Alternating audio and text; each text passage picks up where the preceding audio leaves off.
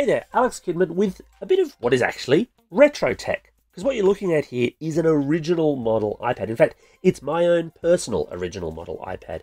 Purchased a little under 11 years ago, but I'm recording this right now because it's 11 years ago that Apple actually announced this original model iPad. And look, at the time it was pretty heavily derided. I mean, it didn't run Flash. That was a genuine complaint back in the day. It's just a big iPod Touch, another complaint.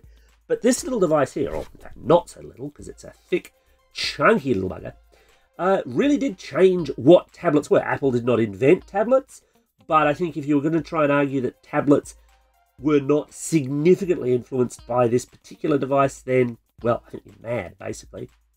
It's a real bit of retro throwback tech, though. It's quite fat, it's quite heavy. Of course, it's got the 30-pin connector at the bottom. It doesn't have lightning, because that came later.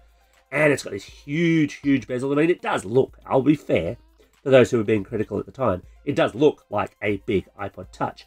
And if you want an idea of how far the designs have come in the past 11 years, well, look, I've got a 2020 model iPad, which I'll just slide into view here.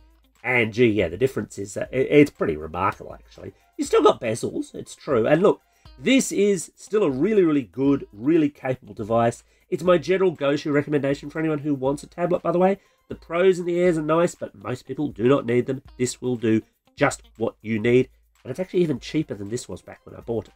But out with the new and back in with the old.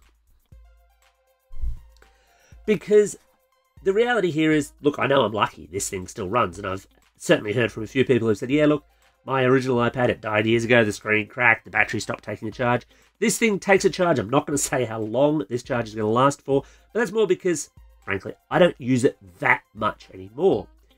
And with that 11th anniversary, it got me thinking, well, I wonder what actually still works on one of these. So, well, let's take a bit of a look. First and foremost, I suppose, let's check what version of the software it's running, because, hey, maybe there's an iOS update that I can add to it. Maybe Apple will tell me all about it. Yeah, I think we all know where this is going, right? Apart from the waiting and the waiting and the waiting and the waiting and the waiting, that is. It is checking for updates, it's looking, it's thinking. iOS 5.1.1, your software is up to date. Well, no, Apple, it's not. Let's be honest here. My software is, what, 9.3 versions at the time of recording out of date? That's not so great, and that has some implications for the apps that will run and the software and security. Now, I don't think you could even passably brute force iOS 14 onto this. It would not run at all, of course. But it's still not up to date in that sense. It's just as good as it ever got for this particular device, which is, of course, now obsolete as far as Apple is concerned. It's a similar story with the App Store, which, well, look, it'll start to load up. You can sometimes browse through the categories and things like that, but all too often, yeah, you get that. Cannot connect to the iTunes Store. And that's probably because it's looking for something called the iTunes Store, not the App Store. Basically, whatever is on this, I'm treating as whatever's going to be on there. Oh, look, there's an update for Zookeeper DX. I'll be very surprised if this actually runs or does anything. Yeah, cannot connect to iTunes Store, so can't even update the things that are on there. That's not a big surprise, though, because, of course, Apple shifted away from the 32-bit apps that are sitting on this tablet to 64-bit ones years and years and years ago. But there's some implications there, which I'll get to in a minute. The other thing, of course, you can use an iPad for is video. And look, some of this will work. So videos that I purchased back in the day, largely for my kids, as you can see, will still load and run. I'm not going to load them simply because I don't want a copyright strike, but they do actually run. Less satisfying, even though I love the icon, is YouTube. And this speaks to a time, of course, where Apple had a closer relationship, shall we say, with Google. They still do in some respects.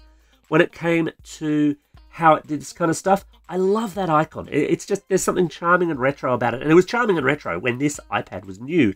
But I tap on YouTube, it finds no videos and will eventually tell me that it can't actually connect to YouTube. Yeah, there we go. Cannot connect to YouTube. Cannot connect to YouTube. Sorry, YouTube. Can't be having with you on a classic iPad. So that's video. Now, I mentioned the 32-bit apps thing, and where this is a really interesting machine, or where these are really interesting machines, any of the older 32-bit capable iPads, iPod Touches, even iPhones, is that there's a lot of apps, mostly games, that never made the jump to 64-bit.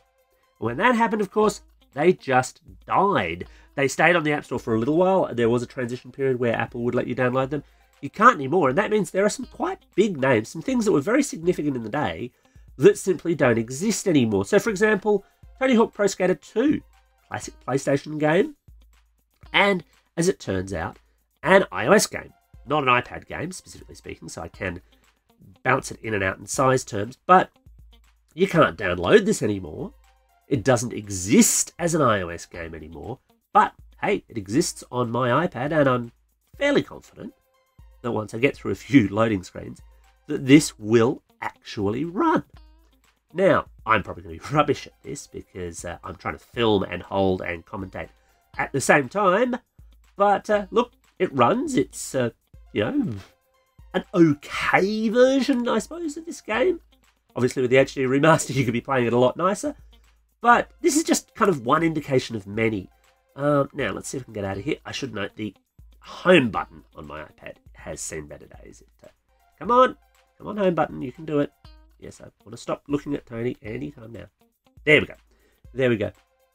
But it really is a bit of a jump back in time to what was big and important. So, with titles like Bejeweled 2 or Peggle or Flight Control, which was one of those original early hits for iOS and for the iPad. I mean, this is Flight Control HD, so this is actually the iPad version of this game. And they're just not around anymore in the same way.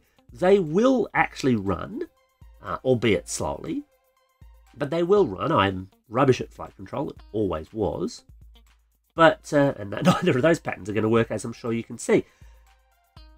So that's kind of where these are left. They're retro machines, and they're sort of ticking time bombs as well, because the reality is, I know I'm lucky. This will still hold a charge, this will still do a few things, but only for so long, and it's not really going to be cost effective for me to bother investing in a new battery, breaking it open, fixing it up. Which in some ways is a pity, because there's a lot of history of Apple software development, of games, of all sorts of things on this that will die when the last of these die out. Anyway, that's my fun little retro take for a Friday on the classic iPad, on the iPad 1. Did you have one of these back in the day? Do you still have one that's still running? Let me know in the comments below. And as always, thanks for watching, and don't forget to hit like and subscribe.